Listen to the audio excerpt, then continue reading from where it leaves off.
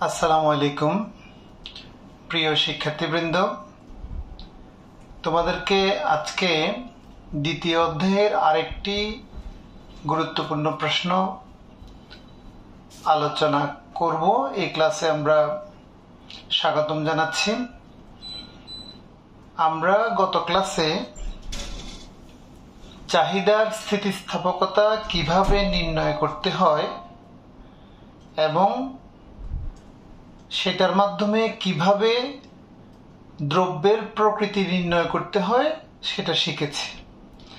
তোমরা জানো স্থিতিস্থাপকতা প্রধানত তিন প্রকার: চাহিদার দাম স্থিতিস্থাপকতা, চাহিদার আড়াআড়ি স্থিতিস্থাপকতা এবং চাহিদার আয় স্থিতিস্থাপকতা। তো আমরা আজকে দেখব আড়াআড়ি বা ক্রস প্রাইস ইলাস্টিসিটি। এটাকে সংক্ষেপে আমরা প্রতীক লিখি ECP, cross price elasticity. Cross price elasticity, আড়াআড়ি স্থিতিস্থাপকতা কি এবং কিভাবে সেটার মাধ্যমে দ্রব্যের প্রকৃতি সম্পর্কে মন্তব্য করা যায়। এইরকম একটা প্রশ্ন 2021 সালে কুমিল্লা বোর্ডে এসেছে। খুবই ছোট একটা প্রশ্ন, আমরা সেটা আলোচনা করছি, তোমরা দেখো। তো প্রথম হচ্ছে আড়াআড়ি স্থিতিস্থাপকতা কি। তো আমরা জানি যে অনেক ক্ষেত্রে কোনো একটা দ্রব্যের চাহিদা প্রধানত সেই দ্রব্যের দামের উপর নির্ভর করে, কিন্তু সেই দ্রব্যের দাম ছাড়াও অন্যান্য আরো অনেক বিষয়ের উপর ওই দ্রব্যের চাহিদা নির্ভর করে। তার মধ্যে একটা হচ্ছে পরিবর্তক বা পরিপূরক দ্রব্যের দাম। তো অনেক ক্ষেত্রে দেখা যায় যে একটা দ্রব্যের দামের পরিবর্তনের ফলে অন্য আরেকটা দ্রব্য যেটা এটার সাথে ভোগের ক্ষেত্রে সম্পৃক্ত, তার চাহিদারও পরিবর্তন হয়। যেমন চিনির দামের পরিবর্তন হলে চিনির চাহিদার পরিবর্তন তো হয়ই, সাথে সাথে গুড়ের চাহিদারও পরিবর্তন হয়। কেমন? চিনির দাম বৃদ্ধি পেলে চিনির চাহিদা হ্রাস পায়, অন্যদিকে গুড়ের চাহিদা বৃদ্ধি পায়। তাহলে চিনির দামের বৃদ্ধি, গুড়ের চাহিদা বৃদ্ধি। চিনির দামের বৃদ্ধি, গুড়ের চাহিদা বৃদ্ধি। অর্থাৎ চিনির দামের পরিবর্তনের ফলে চিনির চাহিদা তো প্রভাবিত হয়েছেই, সাথে সাথে গুড়ের চাহিদাও প্রভাবিত হয়েছে। তো আড়াআড়ি স্থিতিস্থাপকতার মাধ্যমে আমরা এটাই জানতে পারি। তাহলে সংজ্ঞাটা কিরকম?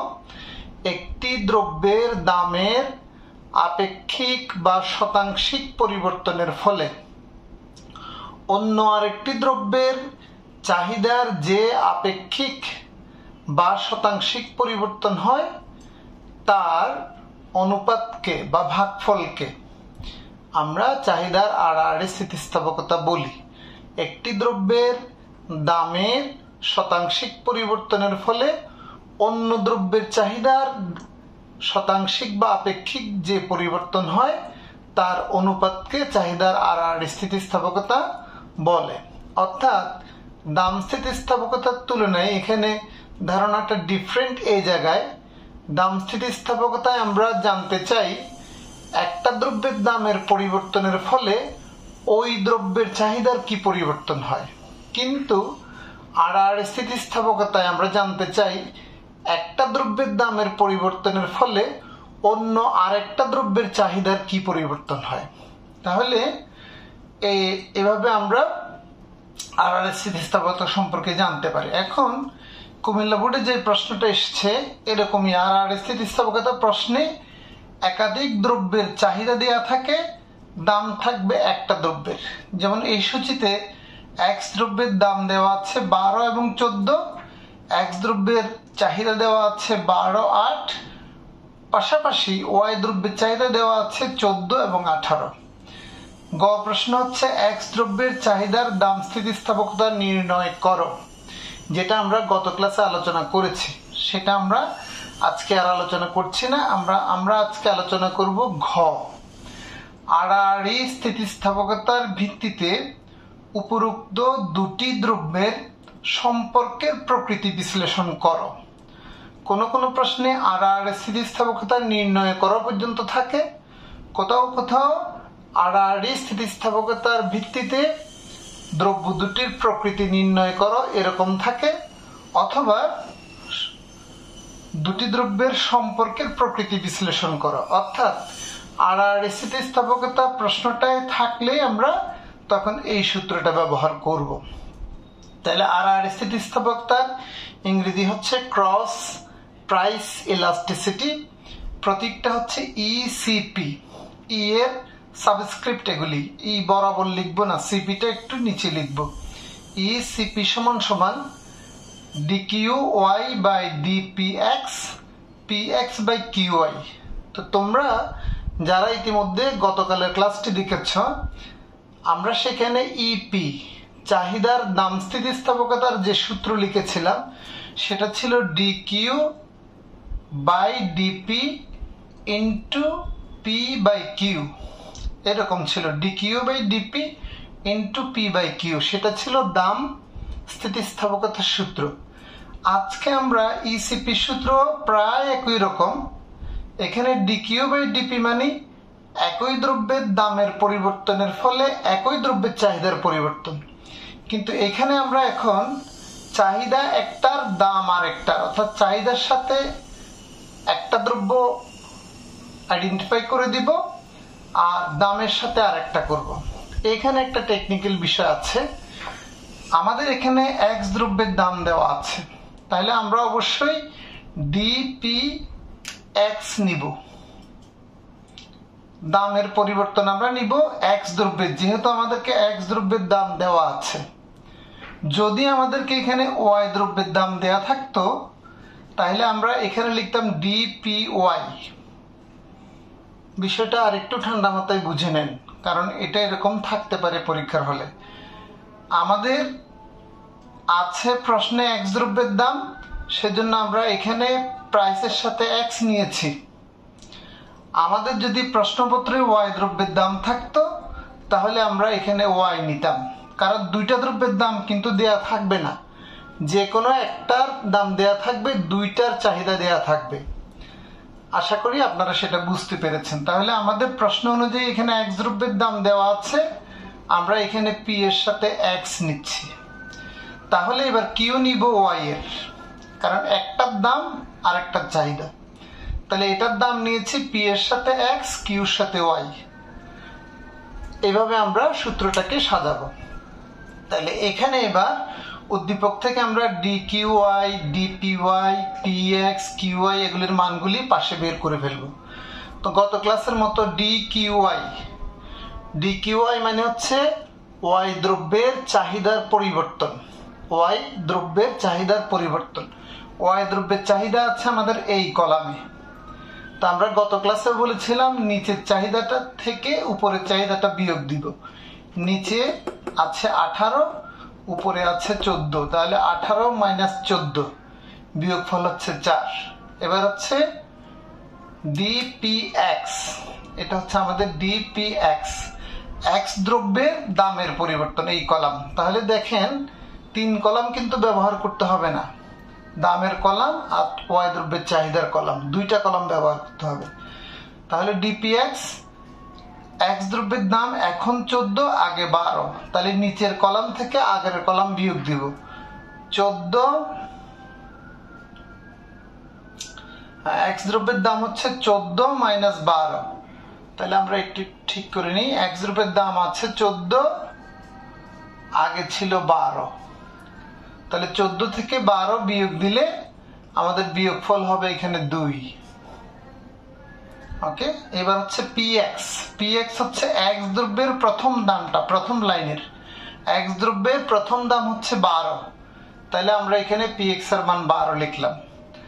আর কিউআই, ওয়াই দ্রব্যের প্রথম চাহিদা, প্রথম লাইনের চাহিদা হচ্ছে 14, এখানে 14 লিখলাম। এবার এই মানগুলি আমরা এখানে বসাবো ওখান থেকে এনে। ডিকিউআই আমরা পেয়েছি 4, 4 বসাইলাম। ডিপিএক্স আমরা পাচ্ছি 2, তাহলে এখানে আমরা 2 বসালাম। তারপরে px পেয়েছি 12 বসাইলাম, qy পেয়েছি 14 বসালাম। তো এবার আমরা একটু এখানে কাটাকুটি করতে চাই। প্রথমে আমরা যদি 2 দিয়ে 2 কে কাটি, 2 একে 2, 2 একে 2, আর 2 দিয়ে 12 কে কাটলে 6 দুগুণে 12, তাহলে এখানে গেল 1 এবং 6। আর এদিকে যদি 2 দিয়ে কাটি, 2 দুগুণে 4, 7 দুগুণে 14, তাহলে আমাদের নিচে থাকলো 1 এবং 7, গুণফল হচ্ছে 7 একে 7, উপরে থাকতেছে 2 এবং 6, তাহলে এটা হচ্ছে 6 দুগুণে 12। তাহলে আমাদের ফলাফল হচ্ছে 12/7।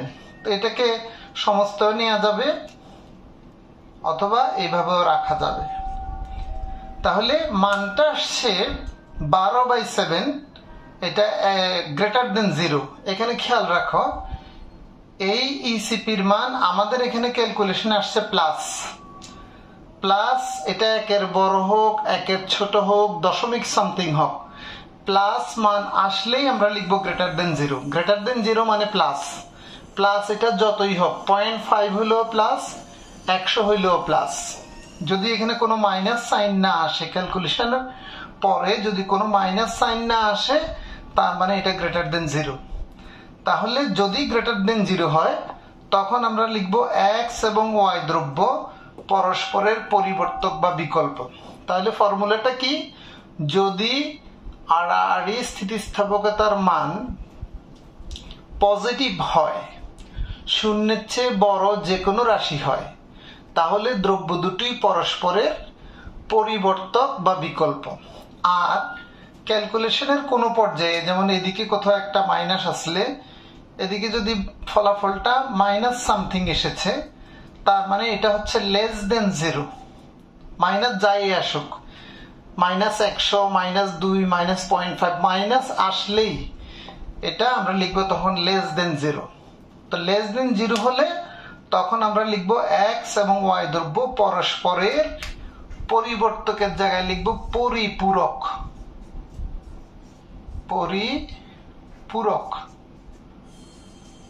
তাহলে চিনবার উপায়টা কি?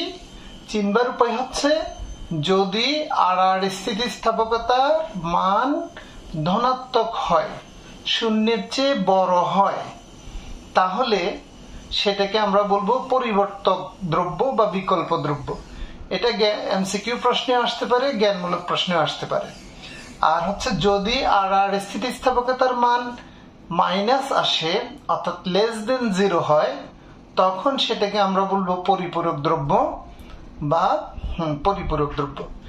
আবার এই দুইটা প্রশ্ন অনুধাবনে আসতে পারে, কেন আড়াআড়ি স্থিতিস্থাপকতার মান ধনাত্মক হলে দ্রব্য দুটো পরিবর্তক হবে?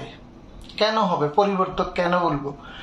ধনাত্মক হওয়ার অর্থ হচ্ছে একটা দ্রব্যের দামের পরিবর্তনে অন্য দ্রব্যের যে দামের পরিবর্তন হয়, এই পরিবর্তনের দিক একই রকম।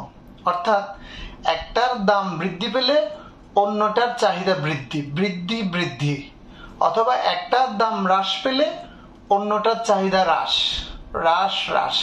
এটার অর্থ হচ্ছে ধনাত্মক। তাহলে একটার দাম বৃদ্ধি পেলে অন্যটার চাহিদা বৃদ্ধি, এরকম ঘটবে বিকল্প দ্রব্যের ক্ষেত্রে। যেমন চিনির দাম বাড়লে গুড়ের চাহিদা বৃদ্ধি। কেন? মানুষ চিনি না কিনে গুড় কিনবে। তাহলে চিনির দাম বৃদ্ধি, গুড়ের চাহিদা বৃদ্ধি, সমমুখী, অর্থাৎ এখানে পজিটিভ। তাহলে মান হচ্ছে পজিটিভ বা ধনাত্মক। তাই সেজন্য যদি ধনাত্মক হয়, তাহলে একটার দাম বৃদ্ধি দ্বারা আরেকটার চাহিদা বৃদ্ধি বুঝায়, অথবা একটার দাম হ্রাস দ্বারা আরেকটার চাহিদা হ্রাস বুঝায়, যা বিকল্প দ্রব্যের ক্ষেত্রে ঘটে। সেজন্য আড়াআড়ি স্থিতিস্থাপকতার মান ধনাত্মক হলে দ্রব্য দুটোকে আমরা কি বলবো? বিকল্প বা পরিবর্তক বলবো। আর অন্যদিকে পরিপূরক দ্রব্যের ক্ষেত্রে মাইনাস হবে, কারণ পরিপূরক দ্রব্যের ক্ষেত্রে একটার দাম বৃদ্ধি পেলে অন্যটার চাহিদা হ্রাস পায়। যেমন কাগজ ও কলম, কাগজের দাম বৃদ্ধি পেলে কলমের চাহিদা হ্রাস পাবে। কিভাবে? কাগজের দাম বৃদ্ধি, প্রথমে কাগজের চাহিদা হ্রাস পাবে, আর কাগজের চাহিদা হ্রাস পেলে কলমের চাহিদাও হ্রাস পাবে। তাইলে কাগজের চাহিদা দামের বৃদ্ধি কলমের চাহিদার হ্রাস ঘটিয়েছে, তাহলে এদিকে বৃদ্ধি এদিকে হ্রাস। কাগজের দামের বৃদ্ধি কলমের চাহিদা হ্রাস, তাহলে বিপরীত সম্পর্ক।